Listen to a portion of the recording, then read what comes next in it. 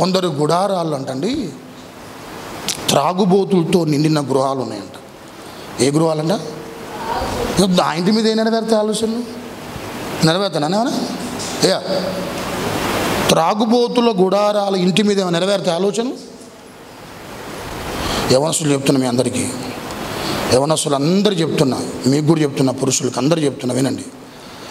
అపవాది ఈరోజు ఎంత విరివిగా ఎవరి చేతుల్లో పడితే వారి చేతుల్లోకి డ్రగ్స్ అని, ఇంకేంటంట కొకేన్ అని, ఇవన్నీ ఎగేచ్ఛగా ఎవరి చేతిలో పడితే వారి చేతిలోకి వచ్చేసి అంత బలంగా అపవాది యవనస్తులను, వాటికి అలవాటు పడేటువంటి వాళ్ళందరినీ కూడా ఏంటంట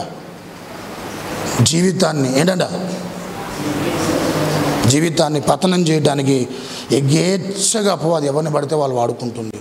ఈరోజు ప్రస్తుత ప్రపంచ దేశం కానీ భారతదేశం కానీ కలవరపడే అంశం అంటే ఏదైనా ఉందంటే, ఎందుకు చెక్ పోస్టులు పెడుతున్నారు? వేరే దేశము నుంచి ఈ దేశానికి వస్తే ప్రైవేట్లరా ఎందుకు తనిఖీలు చేస్తున్నారు? ఎక్కడ కస్టమ్ అధికారులు ఎందుకు తనిఖీ చేస్తున్నారంటే, ఈ దేశానికి ఏంటంట ఆ స్మగ్లింగ్ ఎట్టొస్తుంది చెప్పాలా? వేరే దేశాల్లో స్మగ్లింగ్ అని తెలుసుగా, ఏంటది? అది ఎట్టొస్తుందంటే, ఒక ఆమె నిన్నగాక మొన్న 1300 కోట్ల విలువైన కొక్కేనంటండి, 1300 కోట్లు పట్టుబడ్డది. ఆమె సర్వసాధారణంగా 15 కిలోలే మనం పట్టుకుని వెళ్ళొచ్చు. ఎక్కడికి? ఫ్లైట్లో. అంతకంటే ఎక్కువైతే మనకి వేరే ప్రైవేట్లో దాని వెనకాల బాడీ ఏదో ఉంటుంది, దాంట్లో తీసుకొని వస్తారు, అది వేరే విషయం. సర్వసాధారణంగా పర్సులో కానీ మనం తీసుకొని వెళ్ళే విమానంలో కానీ ట్యాబ్లెట్స్ తీసుకెళ్తాం. అది ఎవరు దాన్ని అబ్జెక్షన్ చేయరు, ఎందుకంటే ఏదో ఒక అనారోగ్యత ఉంటుంది కాబట్టి ట్యాబ్లెట్లు తీసుకుని వెళ్తారు. ఈమె ఎక్కువ మోతాదులో ట్యాబ్లెట్ తీసుకెళ్తుందంట. తీసుకెళ్లేదానికంటే తీసుకునేసరికి డౌట్ వచ్చింది ఈ కస్టమ్ అధికారులకి. పక్కకు పిలిచి వాళ్ళ స్టైల్లో ఏం చేశారంట, విచారణ చేశారు. చేస్తే ఆ క్యాప్సూల్స్లో అండి, ఆ గొట్టాల్లో కొక్కేని పెట్టి భారతదేశానికి వీటిని అమ్మటానికని తీసుకొని వచ్చింది. ఎన్ని వందల కోట్లంట? ఒకవేళ కనుక వాళ్ళు దొరకకపోతే ఎంతమంది బలయ్యేటోళ్ళు దీనికి? ఇప్పటికే బలయ్యారు, ఇంకెంతమంది బలయ్యారు చెప్తున్నాను. లోక స్నేహాలు అసలు ఏం బాగాలే. యవనస్తులు చెప్తున్నాను, లోక స్నేహాలు ఏం బాగాలే. విజయ్, నీకు కూడా చెప్తాను, ఏంటిది అనుకున్నంత సేఫ్ ఏం కాదు. ఏంటిది? లోకం అస్సలకేనా భయంకరంగా ఉంది పరిస్థితులు. యవనస్తులు చెప్తున్నాను, ఒక్కడికి అందరూ చెప్తున్నా. ఒక్కసారి ఏదైనా ఒక అలవాటు అడిక్ట్ అయిందా అడగండి వారి జీవితాలు. అనుభవించిన వాళ్ళు చెప్పండి. అయ్యా, ఒక్కసారి ఒక తాగు అలవాటు అయితే పరిస్థితి ఏంటి? ఇమియా గారు, ఒక్కసారి ఒక అలవాటు స్టార్ట్ అయితే ఎంత నరకం అనుభవించారో మీరు ఒకప్పుడు. అందుకనే దయచేసి యవనస్తులైన వారు చాలా జాగ్రత్త. మీ తల్లిదండ్రులు మీ కొరకు ప్రార్థన చేస్తున్నారు, మీ భవిష్యత్తు మంచిగా ఉండాలని కష్టపడుతున్నారు. సావాసాలు కనిపోయి ఏదైనా ఒకటి అలవాటు తెచ్చుకున్నావా స్మాష్. ఏంటిది? జీవితం స్మాష్ అయిపోయిందమ్మా. కాన్సన్ట్రేషన్ స్టడీ మీద, భవిష్యత్తు మీద ఒక దృష్టి లక్ష్యం ఉండదు నీకు. దయచేసి ఇలాంటివి ఏవైనా మన ఇంట్లో ఉంటే ఏం చేయండి, దూరం పెట్టండి వాటిని. ఎంత తొందరగా ఏంటంట దూరం పెడితే నువ్వు దీవించబడతావు.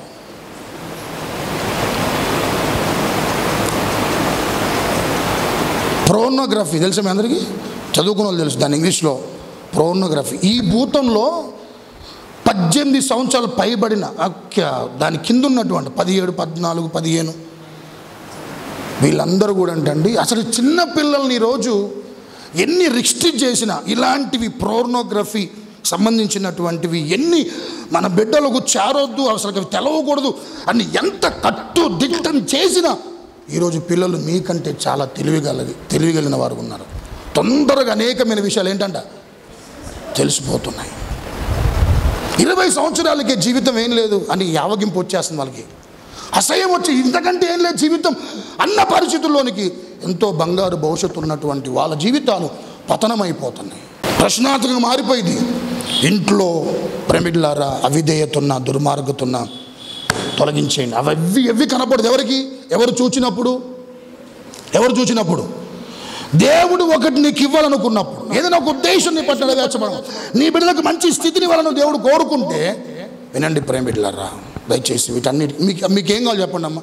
నా కుటుంబం అంతేనండి, నేను బతికినంత కాలం ఏనండి దేవుడు మహిమకరంగా బ్రతకాలి, నా బిడ్డలు మంచి స్థితిలో ఉండాలి, మేము కష్టపడ్డా పర్వాలే, నా బిడ్డలు నాకులాగా అన్న ఆలోచన ఎంతకంటే ఇంకేమైనా ఉందా మీకు? మహిమ అంతేనా? ఎవరికైనా అంతే. దయచేసి దుర్మార్గత ఉంటే వెంటనే ఏం చేయి, అసలు దాన్ని ఎంత దూరం పెడితే అంత మంచిది. నువ్వు దీవించబడతావు సోదరా, నువ్వు దీవించబడతావు సహోదరి. హల్లెలూయా. ప్రార్థన. అయ్యా ఎంత మంచి ప్రణాళిక ఉందయ్యా నా పట్ల. అందరూ మోకరించండి. ఆయన ఆలోచనలు మంచివి అన్న వారందరూ మోకరించండి. సోదరా, సొంత ఆలోచనలు, సొంత నిర్ణయాలు కొన్ని తీసుకొని అవి నీ జీవితానికి ఆపాదించుకొని నష్టం కొని తెచ్చుకున్నవి ఎప్పటికైనా మించిపోయింది ఏం లేదు. ప్రభువా నీ చేతిలో పెడుతున్నానయ్యా.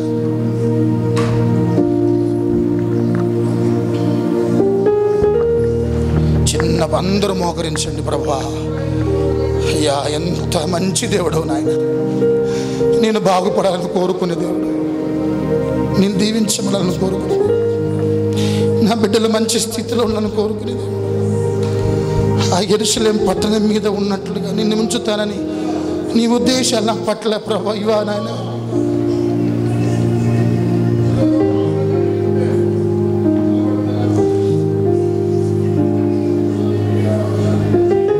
సోదరా, నువ్వు దేవుడు చేతిలో ఉండకుండా ఏదో సాధిద్దామని పోయావా? ఒకటి నగ్న సత్యం చెప్తున్నా నీకు, నేను నువ్వేమీ సాధించలేవు, నువ్వేమీ సాధించలేవు సహోదరి, ఏమీ సాధించలేవు, నువ్వు ఏమీ సాధించలేవు.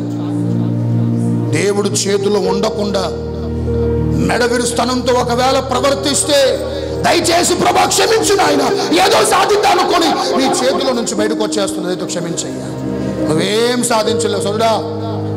ఏదైనా క్రీస్తు వల్లనే సాధ్యమైంది, ఏదైనా ఆయనతో ఉంటేనే సాధ్యమైంది, ఆయనతో అంటుకట్టుకునే సాధ్యమైంది, ఆయనతో నిలబడితేనే సాధ్యమైంది, ఆయన కొరకు జీవిస్తేనే సాధ్యమైంది.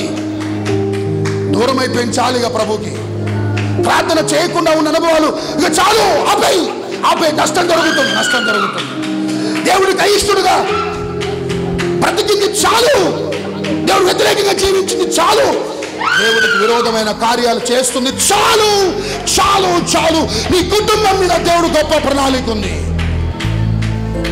పరిస్థితులు చుట్టూ తనకు అనుకూలంగా లేకపోయినా ధైర్యంగా ఉన్నాడయ్యా. తన జీవితంలో ఏదో నా ఇంటి మీద దేవుడు ఆలోచన ఉంది, ఏదో తలంపు ఉంది నా ప్రభుకి, ఆయన ఏదో రహస్యం ఉంది నా ఇంటి మీద.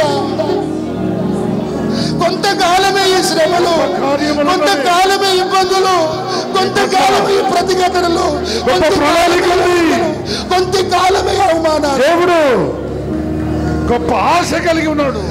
దేవుడు ఆలోచనలు నీ కుటుంబంలో నెరవేర్చబడాలని దుర్మార్గత తీసేయి, దుర్మార్గత తొలగించు, పాపము తొలగించు, అపరాధాలు తొలగించుకో, దుష్టుని సమన్వయం తొలగించుకో, వాడు ప్రార్థన. ప్రభు ఆ బిడ్డలు దర్శిస్తున్నారు, బలముగా కదలాడుతున్నారు, ఒక్కొక్కరికి కలిగిస్తున్నారు. హృదయమును మా ప్రభ మీరు నా తన్ని పగలగొడుతున్నారు. వారిలో ఆత్మ వారిలో కలుగుతుందయ్యా, పుడుతుందయ్యా, రేకెత్తిస్తున్నారు, వారిని కదిలిస్తున్నారు మా ప్రభువా. అయ్యా చేతులారా నా జీవితాల్లో నాయన, నా సొంత ఆలోచన వల్ల ఇప్పటికే కుటుంబాలు పతనం అయిపోతున్నాయి. దుర్మార్గత ఉండొద్దయ్యా, ఇంట్లో ఉండొద్దయ్యా. కదల్చబడని మా తండ్రి కూడా ఉండాలి ప్రభువా. అలాంటి అనుభవాలతో చేతులెత్తిన బిడ్డలందరినీ నా దేవుడు బలపరచును గాక. పరిశుద్ధాత్మ దేవుడు ఈ రోజు నుంచి వారి ఆత్మీయతలో గొప్ప మార్పు ప్రభు చేయును గాక. వారి నడవడికలో, వారి విధానాలు, ఆలోచనలు, భక్తిలో, ప్రార్థనలో, ఆత్మీయతలో, విశ్వాసములో, ప్రతి నీకు సంబంధించిన ప్రతి అనుభూతిలో గొప్ప మార్పు చెందును గాక. అట్టి కృప దయచేయమని యేసు నామములో అడిగి వేడుకుంటున్నాను తండ్రి. ఆమేన్.